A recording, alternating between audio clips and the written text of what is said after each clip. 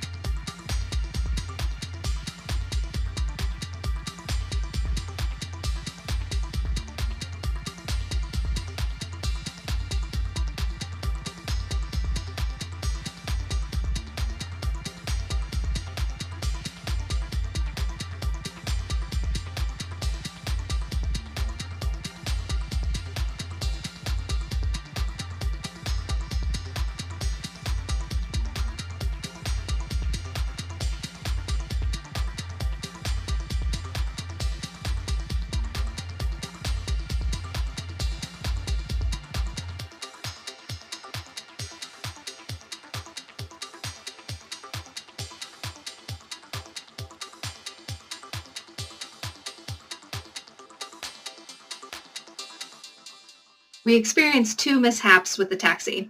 The first was when we hailed a cab and got in, only to find that the cabbie had specifically come to the hotel to pick up some guests who reserved a ride to the train station.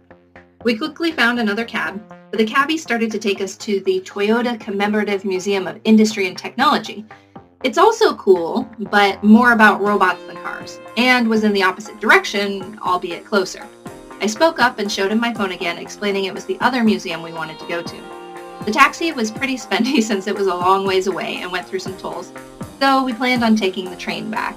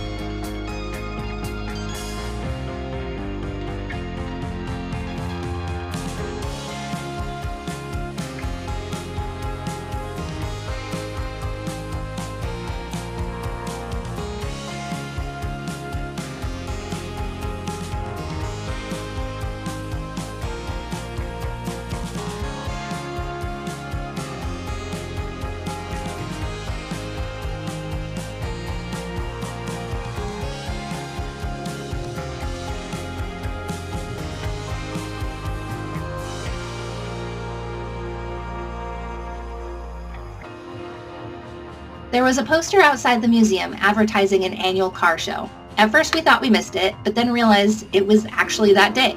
So we decided to hit that up after exploring the museum. The museum was awesome, and as you can see, we took a ton of pictures of the cars, three-wheelers, trucks, and bikes. It wasn't just Toyotas either, but a history of automobiles, both around the world and in Japan. All the cars were unique in some way, either from a rare feature or the first car to implement a certain feature. I struck up a conversation with a local man who'd come to the museum several times over the past decade. He informed me that all the cars were drivable, which explains why some of the exhibits included TVs showing the museum staff driving the cars around on the premises. Of course, I also got stamps here.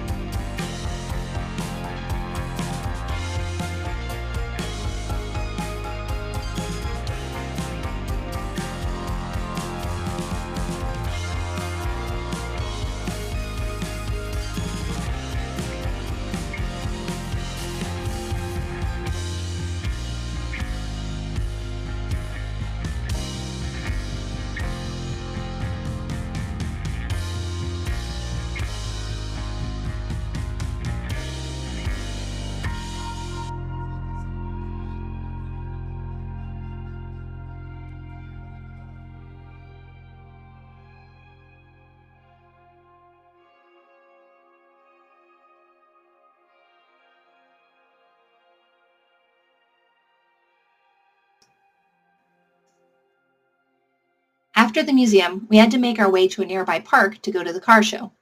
We walked down a hill and across the street to the train station, then took the train one stop to the park. However, we should have gone 2 stops since we later found out just how big the park was. It was probably as big as the Disneyland campus. It was forested with lots of different attractions nestled in it. We thought that the car show was down the east path near the baseball fields, but saw there was a Ghibli park in the northwest quadrant. So we headed that way with the intention of looping around. We found festivities underway and stopped to eat at the food carts.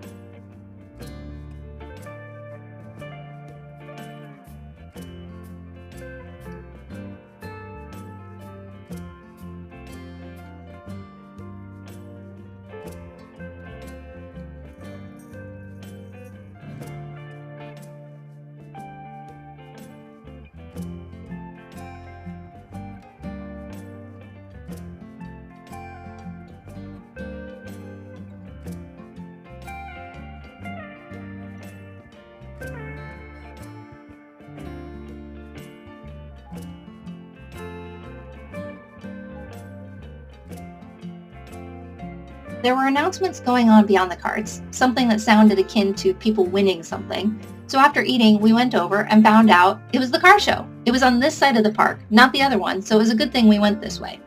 There were tons of great cars. We met a guy who went all the way to California to buy a Cascade Green two-tone 1956 Corvette and brought it back to Japan.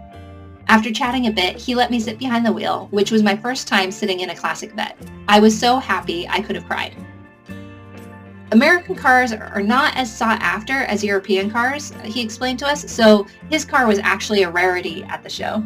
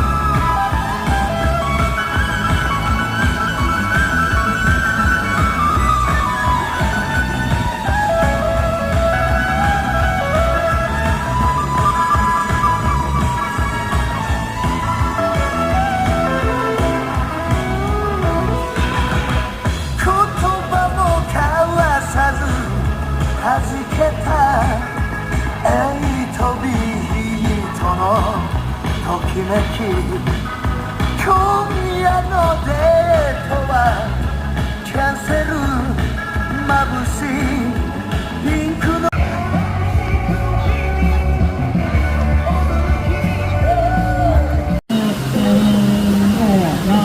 新年早々、俺がいつも足のスポット、お前決めてる人生の目標、頭壊れてる人生で64かと思ったマジフルスケ人生作るなら意味ないぜ。それを楽しんでいく人生の滑走路、天才人生とファンドスト。貧縮看護師、滑りまくり人生の滑走路。人生の滑走路、人生とファンドスト。もしくはラーメン、俺のオリジナルセグサーのグラビグラビティ、まるでグラビティ、こいつの味、グラビティ。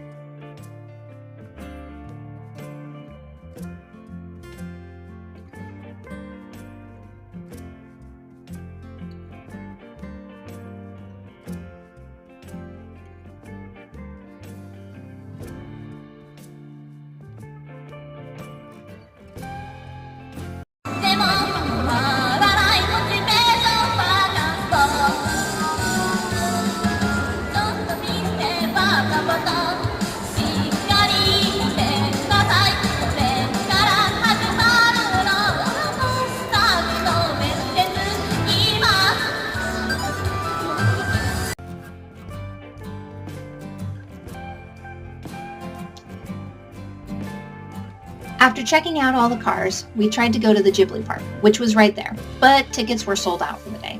Plus, it was only an hour until closing. This Ghibli park really isn't the same as the one in Tokyo, but it's just as popular. We took the train back to town, transferred to the subway, then got off at a stop early to explore the park from the day before, the one with the Eiffel Tower. By the fountain, we saw a guy and his kid dressed in 1950s leathers dancing to some classic rock-sounding music.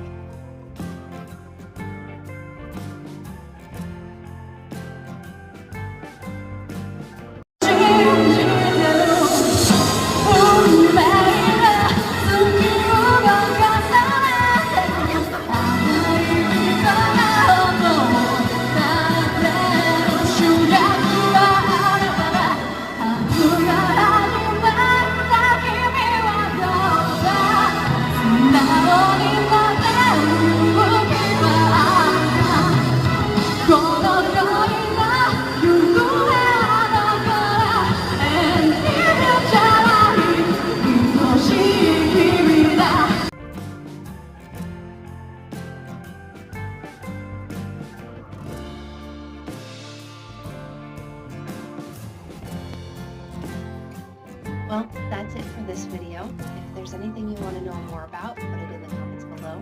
I'll post the next video tomorrow, so make sure to like and subscribe for more.